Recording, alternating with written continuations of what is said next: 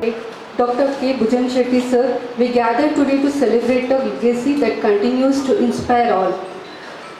Good afternoon, ladies and gentlemen. Very warm welcome to Narayana Nethralaya Whitefield's first year annual day celebration. On stage for the lamp lighting, दीपं ज्योति परब्रह्म दीपं ज्योति सरस्वती दीपेन हरते पापं संध्या दीपं नमोस्तुते दीपं ज्योति परब्रह्म दीपं ज्योति सरस्वती दीपेन हरते पापं संध्या दीपं नमोस्तुते दीपं ज्योति परब्रह्म दीपं ज्योति सरस्वती दीपेन हरते पापं संध्या दीपं नमोस्तुते.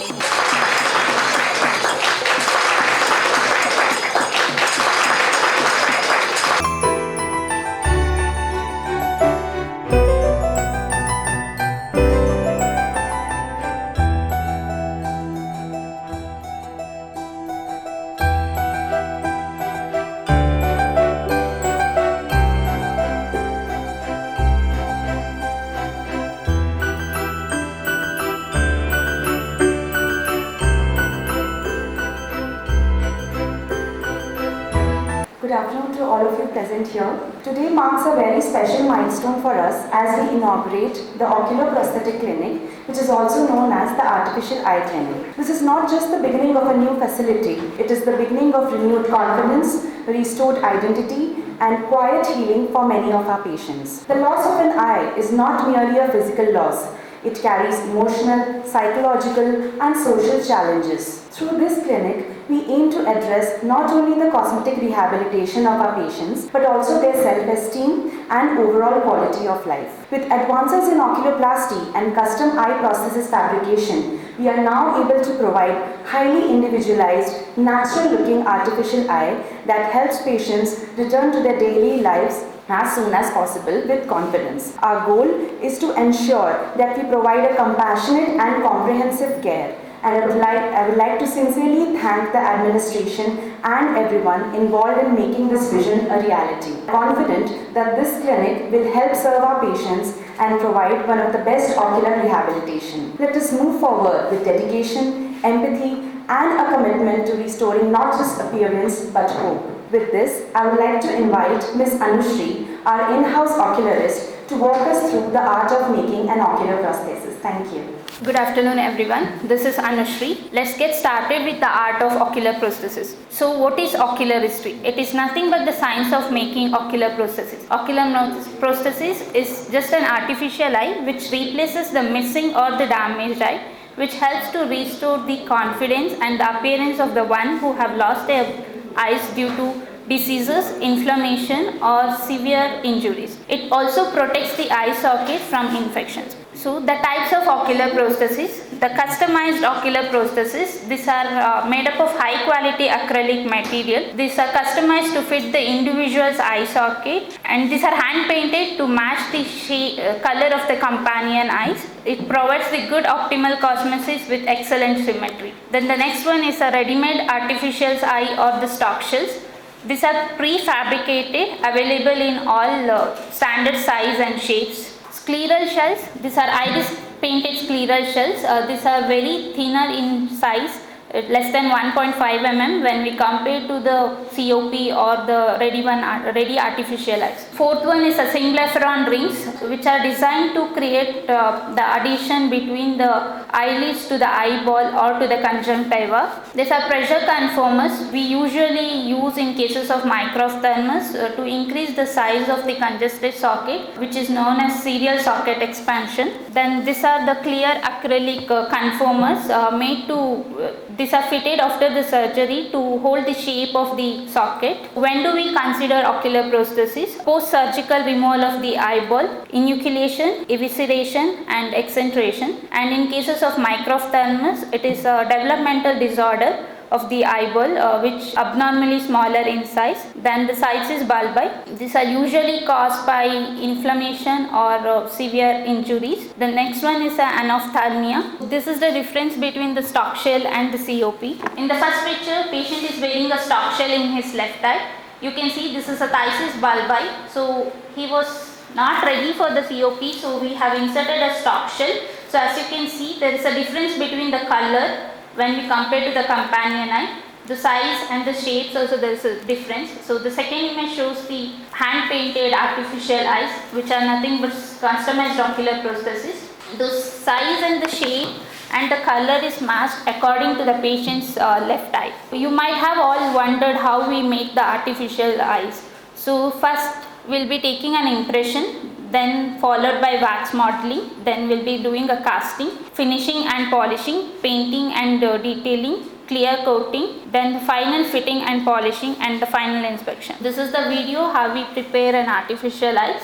Now currently I am taking an impression. I am mixing the alginate paste, now is injected to the socket. I am preparing an alginate cake there. That impression tray is placed inside the alginate cakes. Now I will be pouring a wax. So once the wax is poured, once it is hardened, we'll be trimming and polishing by using a gas burner. Once it is inserted inside the patient's eye socket, we'll be marking the cornea according to the patient's companion eye. So now it is a casting. I'll be keeping those wax mold inside the gypsum. Now I'll be creating the PMMA white, which is nothing but the scleral base. So once the scleral base is ready, we'll be keeping this scleral base inside for the polymerization. So approximately for 180 degree for 45 minutes we'll do a polymerization. So once the painting everything is done, we'll be doing a clear coating. So again the polishing and trimming has been done there. To meet the good prosthetic fitting, one has to have adequate fornices in all quadrants, the normal tear secretion, adequate orbital fat, well centered and covered orbital implant, and absence of inflammation. How do we care and maintain this cosmetic eyes? It is recommended to clean the prosthesis with a mild soap and water. So patients have to remove their shells every 15 days once to clean it with normal water, and they have to use a soft cloth to wipe the prosthesis and the eye socket. Avoid harsh chemicals and abrasive material because there is a chances of getting the paint might fade. That's why they should avoid harsh chemicals, and the regular polishing and to maintain the shine. When do they have to come and meet the ocularist? So under 3 years old kids, every 3 months once they have to come, as kids are growing in age. So there might be changes in the eyes, the artificial eyes. If there is any modification is required, so we will be doing a modification with the same shell. Under 9 years, twice a yearly. Other patients at least once in a year to clean and polish the prosthetic eye. The life of this prosthesis will last between 5 to 7 years if they have maintained well. Thank you. More importantly, to open a new chapter in how we care about our children. Why a dedicated CVI clinic is required? CVI is one of the leading causes of childhood visual impairment. Here, unlike in traditional blindness, the eyes may be structurally normal, but the brain cannot perceive what the eye sees. So this is often underdiagnosed, which can impact on the development and learning ability of a child. What is CVI? So here there is impaired vision due to bilateral dysfunction of the optic radiations, cortex or both. Why do we see an increase in proportion of blindness due to CVI? Because due to modern medicine, due to improvement in natal care and all, there is increased survival of premature infants, leading on to increased incidence of CVI kids. Common causes of CVI, HIE, prematurity, periventricular leukomalacia, structural brain abnormalities and brain infections. I'll just give a short brief. So Dr. Gordon Dutton had compared, he has used the tree as a metaphor to explain that the roots as optic nerves and optic chiasm, trunk as the occipital cortex, and two streams, the dorsal and the ventral streams as the branches. Let's understand how visual processing happens. When do you suspect a child having CVI? When a child presents with a normal eye examination, but that does not explain the visual performance associated with any neurological problems or presence of any unique behavioral characteristics. So usually you see a child having poor visual attention, poor ability to maintain eye contact, and they have better response to moving objects, and they usually have difficulty in recognizing objects. CVI management goes beyond normal visual acuity testing. You need to have a functional assessment of vision. CVI clinic services, so will focus on providing different functional vision assessment, refractive correction, visual stimulation. We have to include the parents as co-therapists to treat those children. After my talk, Mr. Nikhil will be elaborating all what we are doing in our CVI clinic. Collaboration is the cornerstone in active management of CVI kids. Team approach requiring like pediatric ophthalmologists, neurologists, pediatricians, and combined effort of therapists and other educators. Our vision with this clinic is we aim to give every child the best chance to see and interact with the world. Finally, I would like to thank the management and our team to make this clinic happen. Together, let us see beyond the eyes. Let us help every child see the world in their own unique way. I would like to conclude by saying, when we change the way a child sees the world, we fundamentally change the world they can live in. Thank you. Good afternoon, everybody. Today we are looking into the vision therapy in neurodivergent cases. I know many therapists are sitting here. So many of them have thought vision therapy means just an eye-hand coordination, eye movement exercises. We'll see what is the role of vision in the developmental and behavioral aspects, learning aspects. Vision is more than 20/20. 20/20 or 6/6 is just a quantity of the vision what we are seeing. As per the behavioral and developmental optometry, vision is something like making sense of what you see. The meaning of that is like making sense of what you see. So I'll be elaborating on it. Stephen was the father of behavioral optometry. He said vision is an emergent. So it emerges with these 4 circles. So one is center, identification, anti-gravity, and speech and auditory. Later on we saw with the neurological thing. So neurologists also said it's the same. Neuroscience also said it's the same. Centering is something like where is it? Identification is something like what is it? And anti-gravity is something like where am I in the space? Speech and auditory is something like what do I do to have this? So this is an effect of a dorsal stream and this is an effect of the ventral stream. Let's start with the story. Let's say there are so many people sitting here, there are so many objects, there's an apple at some corner. So if somebody asks me, can you get me the apple? Though I don't see it consciously, before that I'll come to the visual science. In the visual science, we have got 2 kinds of vision. One is central vision, the other one is peripheral vision. Central vision is a component of a dorsal stream, which is considered as a conscious vision. Peripheral vision is a component of dorsal stream, which is considered as subconscious vision. So I repeat it again. Central vision is a component of ventral stream. Peripheral vision is a component of dorsal stream. So conscious and subconscious vision. Going back to the apple, though there is an apple somewhere in the corner, though I don't see it consciously, somewhere in my subconscious vision, the brain knew that there is an apple in some corner. When somebody asks me for an apple, so it just shifts from center to the identification, goes to the ventral stream, checks the forms of the apple, varying the color of the apple and the shape of the apple. It goes back and checks with my visual memory whether it is still the same or anything else.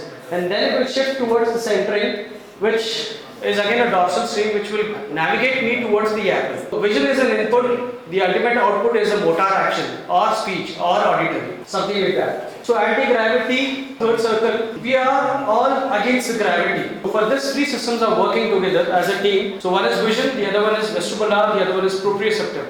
If one of this gets collapsed, we'll be misbalanced or we'll be feeling dizzy. There are so many syndromes like visual vertigo syndromes.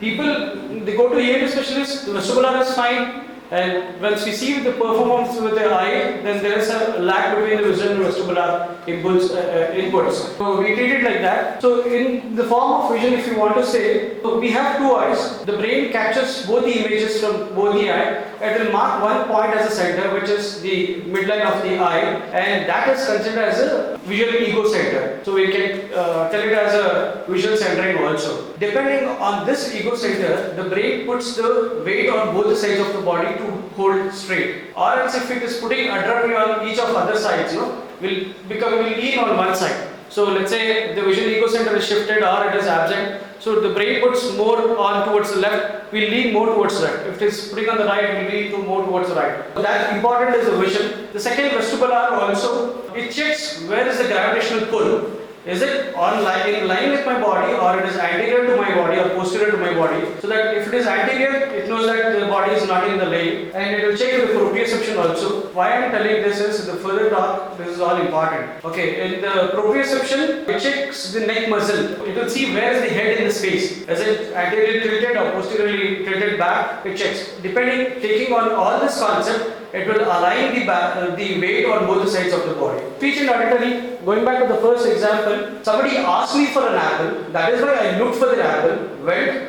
and bought the apple, gave it to the concerned person. That's an track where I started with. Auditory impulse, I responded to it and I did a motor actions with the help of my vision. Speech, if somebody asked me that whether is there an apple in the space, I would say yes, no. Again, vision is important. So it is said that 70% of the brain development happens because of the eye. Because how we see is how we learn and how we respond. So that important is the vision. Why I chose this to us when I was out to invite specialists here. Multiple specialists asked me a few questions. So I've put all the questions here in the slide today. Decrease eye contact. This is the main concern of the parents and the therapists. There are therapists who have sent to me, the speech therapists, obviously they have sent to me saying that the child is not able to follow the lip movement which I am trying to do. They are saying that if the child sees, only then I can teach him something. Why this is this? The face itself is a complex thing. Because as we are talking, we are blinking, we are moving our face,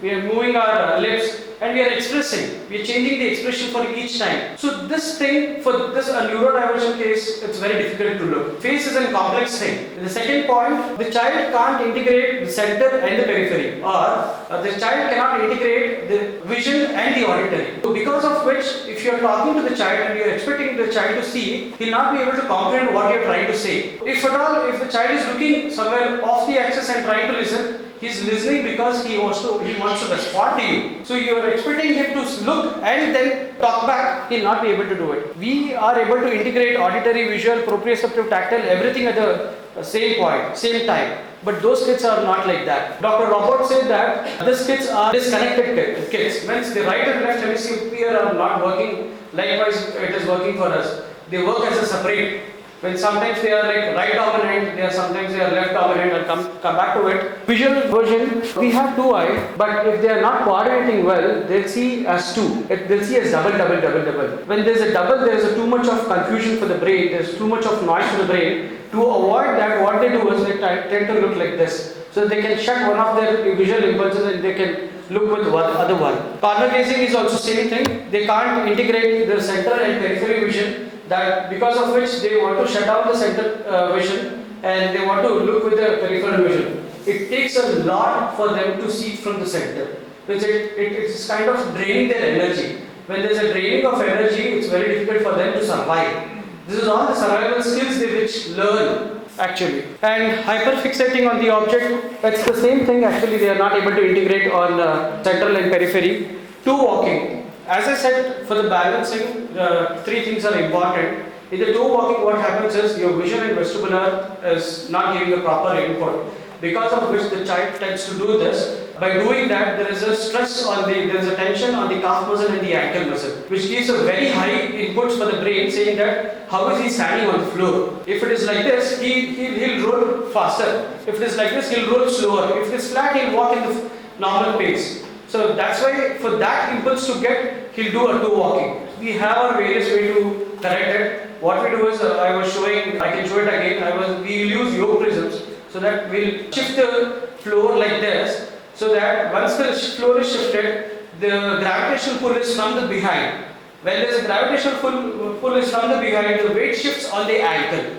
The weight is also shifted towards the gravity and he'll land up like this. So if he's doing toe walking, to make him land, we use this technique. The light sensitivity is something like, these kids, as I said, they are not able to integrate with the other senses. What happens is, they are always on the stress. When there is a stress, there is sympathetic nervous system which is in superactive mode. When there is a sympathetic nervous system which is superactive mode, it will not let the eye pupil dilate and constrict. So when the pupils are dilated, there is an enormous amount of light which is entering their eye. Because of which they tend to avoid light. They'll run out of the illuminated room, fully illuminated room. If they are out of the stress, the pupils can constrict and they can avoid the light. So that's the reason for an intense light sensitivity. Preferential looking at the object, again they are not able to differentiate between the center and the periphery field. We have right brain working for seeing as a whole. When it's like a room, if you are seeing a room, you will be seeing as a room as a whole or as a part. Whatever the job we have to do, first what we do is we'll see as a whole. If that makes sense to the brain, only it will perform, or else it will look as a part. If that makes sense to the brain, then that will perform. So in this case, they are usually right brain dominated. So they try to look as a whole, they don't try to look as a part. So we will teach them. The whole other part is again the peripheral vision and the central vision. Kids who are left brain dominated, they are superb at the math. So there was one kid who came to me and he was very focused in the center. You tell him your date of birth, he'll tell you which day you're born. If you tell that I am born on this date, he'll tell you immediately within 2 seconds. He'll tell you. You can't even imagine. You can't even do that levels of math. So if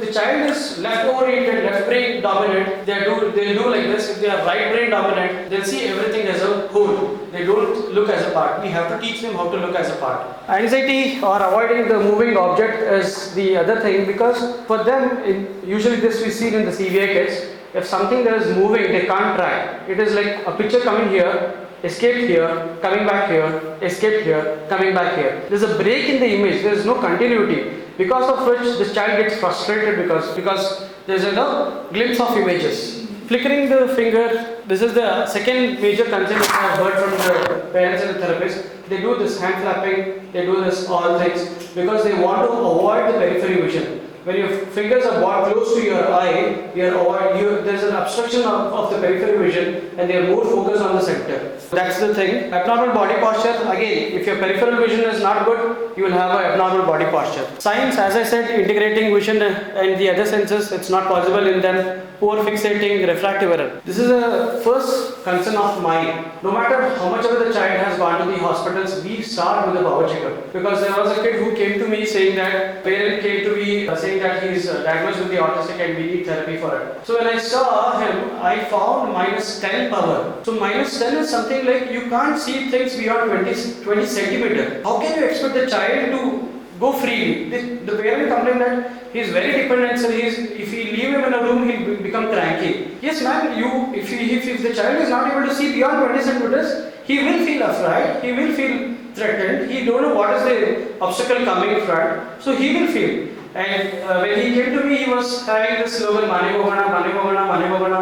When I put -10 power, he kept quiet for some time. He looked around and he stopped. And then we prescribed the glasses. After 4 weeks, I called for the visit and he came alone. He didn't come with a parent. He came alone inside. That was a story behind this refractive error. We always start with the refractive error no matter whichever the hospital they have ran to.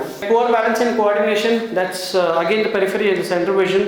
Assessment. Visual acuity assessment. As I said, the power checkup first, and we'll see in the second oculomotility how well they can move their eye in the all directions. Non-strabismic binocular vision. It's like 22 types of tests which we do to check whether the focusing muscle and the coordinating muscle are working together. Developmental visual information processing. This test, we have around 25 to 30 tests. Altogether we have around 50 tests to conduct, which we don't do it in the first go. This is something like how brain is relying on the vision. Developmental visual information test, we do it because to check how brain is relying on the vision. Alpha omega pupil, I was telling when this child is on stress, the sympathetic nervous system is super active. It will not constrict or dilate. We are going to check, there's a method for that.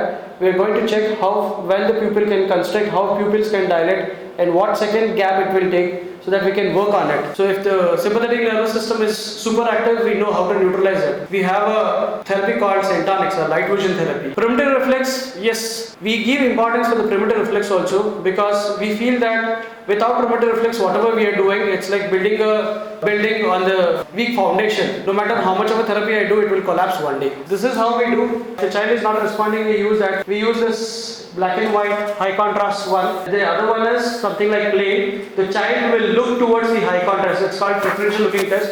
Leah patterns, and this is the power checkup, and this is we are checking how well the eye can move, and this is something called a photorefractometer. So if the child is not cooperating for a retinoscopy, which takes a good time, instrument gives the power within 3 seconds if the child is looking. So just within 3 seconds it will give the power. Not be appropriate, but it will give a stepping stone, so that we can how much to prescribe it will let us know. This is an oculomotility test and non-strabismic binocular vision disorder. Visual perceptual skills. This is a test for visual perceptual skills. From the perspective of the vision, we need around 7 perceptual skills to learn things, whatever it's new, old, whatever it is. So this test is used from the age of 5 and to 21. This has around 180 test plates, but we can't perform it at a time. So we'll do it little by little. And the first one is visual discrimination. Visual discrimination is a basic skill which you need to learn. When you can discriminate between a square and a triangle, we can teach you anything. The child comes to us with very poor discrimination skills. We start with the very small. This is a very high standard which I am trying to show you. We actually start with a very small one. The second one is visual memory. So let's say your footwears. How do you understand that's your footwear when it is part of the crowded space? You have little of, picture of it, you have choose something which is little different in the pattern, which you have recognized through your vision. You know that my slippers, my footwears are in this color, this shape, this size, and that is when you recognize it and you again rewear it, or else you wear someone else. Visual spatial relationship, you have to know, if you want to point out something in the space, you have to know right and left of your body. Only then you can say. For example, so I can say that the projector is to my right, the window is to my left, because I know which is right and left. The kids doesn't know right and left. That is when they can't communicate with you saying that where is what. So first we will teach which is right and left, because my right and left and your right and left are not the same. My right is your left is my right. So we will teach our own bodies right and left, and then we will teach the opposite side, which will help them in communicating, learning and exploring things. Visual figure grounding, so many people asked us that, sir, he is not able to pick from crowded environment, he is not able to pick, do that, this. Why? Because I am telling you, if the right brain is working, if the right brain is dominating, they'll see as a whole. They don't know how to see as a part. We have to teach them how to see as a part also. Visual form constancy, parents usually does that. They'll show a bottle, tell the color of it, size of it, and they'll say this is the water bottle which you have to sip. The child thinks that anything in that size, anything in that color only is a bottle. So if you show something like the child is using half liter bottle and you bring 1 liter bottle, the child doesn't understand that's a water bottle. Visual figure closer, this is again the images are halfway completed, the child can't recognize it. So if it is full way completed, it can recognize. Visual sequential memory is also something like that. We do it in high functioning CVIs, high functioning autistic cases. When the child has gone for the school, there's written VISION, so he's just copying one by one. VIS. He doesn't know how to copy it as a whole or sequentially memorize it. DVIP, we are running out of time. I'll just pass on with this. DVIP is something like Developmental Visual Information Processing Test. We check bilaterality, how both the sides of the body can move together or simultaneously. Visual spatial skill, we have Piaget, right and left concepts. Analyzation skills are like TVPS, as I said, visual motor, BDBMI, like visual guided motor movements. Auditory visual integration, both are important. Auditory and visual both are important. So management, we manage in the developmental fashion. We start with the primitive reflex, then go to balance and vestibular. If the child is on primitive reflex, we just directly jump to balance and vestibular, then the ocular, then the cognition. The visual perception skills comes at last. And now there's a new trend of therapies. They are lasering the powerhouse of the cell. Where after doing so many of therapies, also if the child is not developing that energy, they are lasering that. It's called low light laser therapies, and also it is called as photobiomodulation therapies. They are lasering 58 parts of the Brodmann's area when it's connected to the Brodmann's area. Again, primitive reflex is the first behavioral lens prescription. We might prescribe spectacles in the form of prisms or tinted lenses, ocular motility therapy, eye movement therapy, visual stimulation, it's for CVI, and therapy for eye-hand coordination, eye teaming, getting their binocular vision, visual perception skills. Yes, we give importance for the nutrition also. Why? Because we believe that if the nutritional levels are not high, the brain development will not happen. And we give importance for the casein-free and gluten-free things also. The goal of the therapy is to improve the child's quality of life and overall well-being. I think the goal is same for all therapists here. Thank you. Thanks for patience listening. Now we proceed to the lunch, and anything we'll discuss in the lunch. Thank you all for coming. For us. There's one more software company coming in for us also. There's one more software company coming in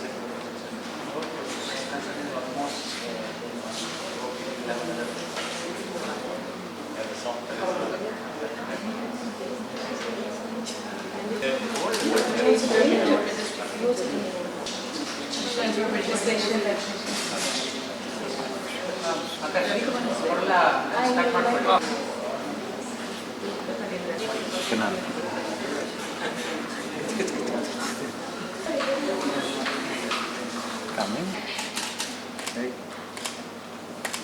How are you? Smile.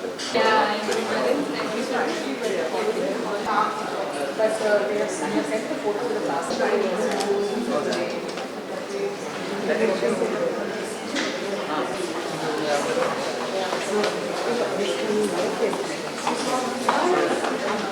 Hello everyone, I'm Dr. Narayana Shetty, Director of Narayana Nethralaya. Today we are inaugurating the CVI clinic at Narayana Nethralaya Whitefield branch. Now CVI clinic is a very unique clinic. Not many centers in the world in fact have, in ophthalmic hospitals have CVI clinic in it. So what is this CVI clinic? CVI, the meaning of it is Cervical Visual Impairment Clinic. So here when we look at the children, the eye is perfectly normal. There's no problem at all, but the child cannot see. Now why is that? Is because of the brain problem. And in this clinic, we take these children, first we assess how much vision are they using, how are they using it. In different other things also we do assess. We see their motor skills, how their hand-eye coordination is, and also how is their communication skills, behavior skills. So all of this will be assessed, and once it is assessed, we do a very customized program for them in different ways where we can stimulate the vision in terms of bright colors, lights,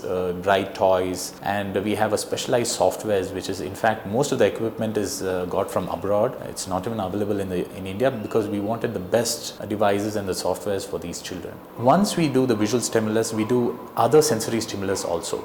We do the hearing stimulus, we do the touch stimulus, and this way we do a multidisciplinary approach wherein we also use physiotherapy, which is the other therapist also we use is occupational therapy, speech therapies. So all of them, we use them, help the child to be more independent, and we shift these children from a special school to a normal school. So we have treated over 1,80,000 children now, and almost 20,000 children we have shifted from a special clinic to a normal school. So by doing all of this, we enable the children to shift from a special school to a normal school. So that is the beauty of it, and I'm very excited that we have come to Whitefield, closer to, because we have been getting a lot of requests from a lot of patients. Please come closer. As you know, in Bangalore we cannot travel anymore. That is why we are coming closer to you. I hope this will help more and more children, and please kindly spread the word. Thank you so much.